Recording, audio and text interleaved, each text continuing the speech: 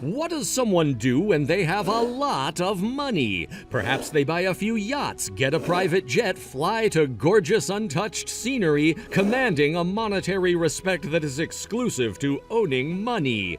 Or perhaps they build something like the Mecca Clock Towers, the most expensive skyscraper ever built.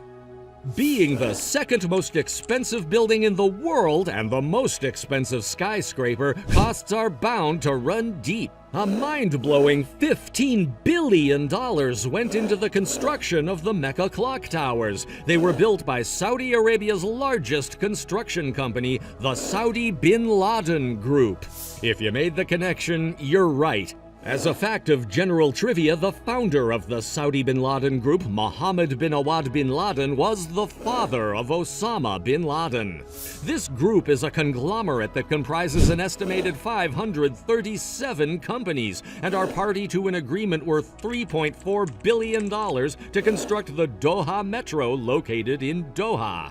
The towers themselves are the perfect blend of tradition and technology. The clock housing is designed in the Islamic style, with a visitor's platform below each of the clock's faces.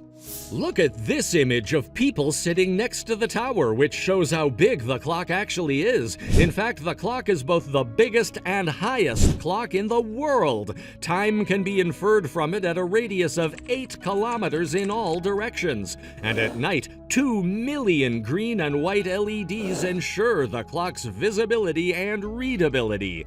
The clock weighs a little less than a small cargo ship at 36,000 metric tons, and its hands alone weigh between 6,000 and 7,500 kilograms, made from a carbon fiber composite, a type of material that is usually used in space projects due to its lightweight properties. The hands are 22 meters, and this size means that they have to be guided on a circular rail so that it doesn't damage the dial as a consequence of it flailing in the wind. At the top of the tower, right above the clock, sits a crescent. Unsurprisingly, this crescent is worth more than the net worth of 99.99% of the people in the world, literally. Known as the Hilal, it is a symbol of the prophet and the acme of the tower. It is worth $90 million and is decorated with 98 million mosaic pieces and 24-karat gold leaves that sit below or surround the crescent. The crescent's frame is made of glass and carbon fiber. Time is an important dimension for Muslims. In fact, out of the 5 pillars of Muslim faith, that is prayer, almsgiving, fasting, Hajj, and the proclamation of faith, 4 are governed by time.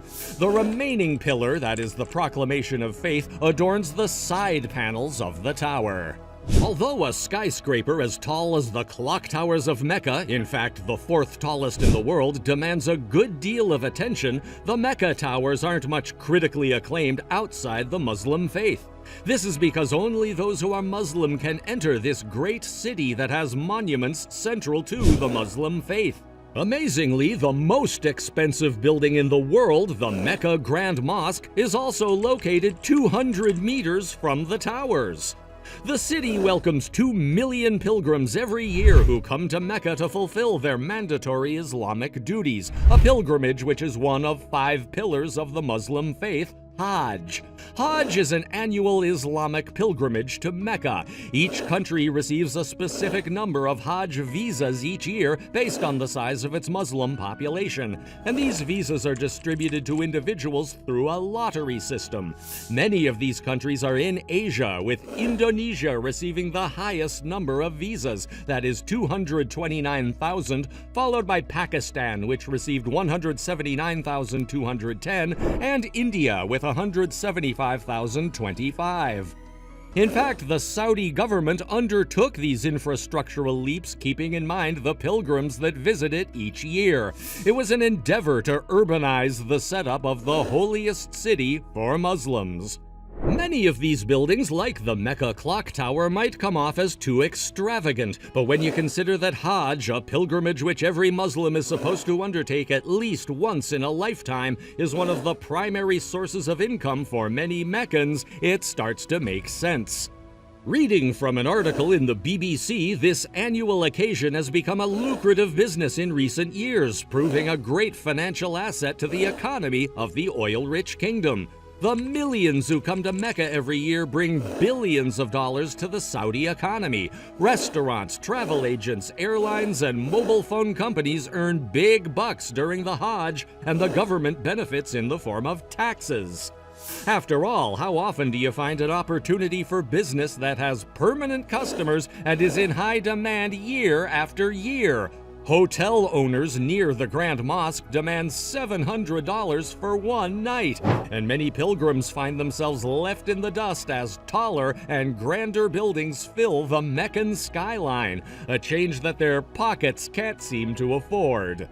It is worth mentioning that after the Clock Tower of Mecca, which stands at 601 meters, the second tallest clock tower is almost 3 times as short at 240 meters. The unprecedented size of the tower is better understood when you find that the Mecca Clock Tower is 6 times as big as Big Ben of London. The Saudis have a way of pioneering in the field of infrastructure, be it the Mecca Grand Mosque, the Clock Tower, or their new entertainment hub project, Qiddiya City.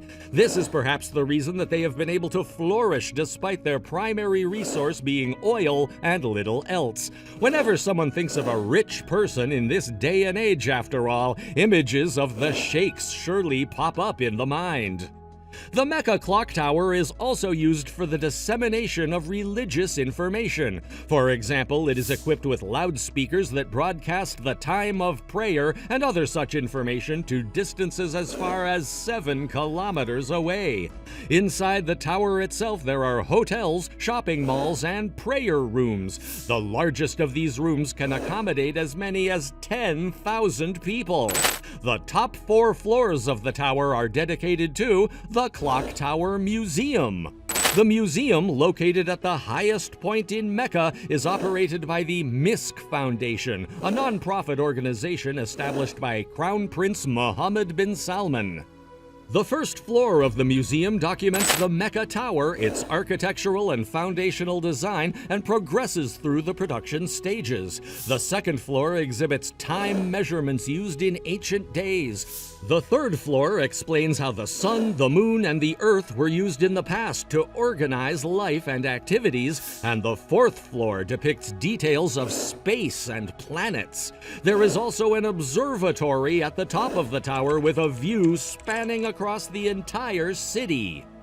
These clock towers are a part of the King Abdulaziz Endowment Project that aims to modernize the city in catering to its pilgrims. And in an astounding number that only modernity can produce, the tallest tower has 120 floors. And among all its records, there is also another one. It has the world's tallest prayer room at 592 meters.